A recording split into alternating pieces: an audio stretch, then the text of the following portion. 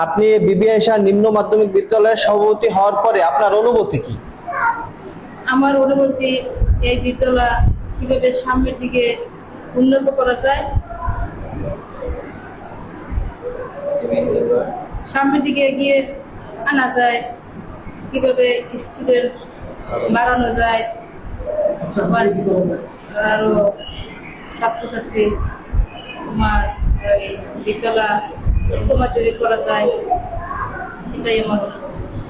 বিদ্যালয়ে মাধ্যমিক করার জন্য আপনি স্কুলের জন্য কি সহযোগিতা করবেন? মাধ্যমিক সহযোগিতা করার জন্য আমি প্রধানমন্ত্রী জনাব বিপি নুরুল কাছে আবেদন দরখাস্ত প্রার্থনা করবো, দরখাস্ত দেব। তারপর আমাদের প্রধান শিক্ষকের সহযোগিতায় সহযোগিতা থাকবে।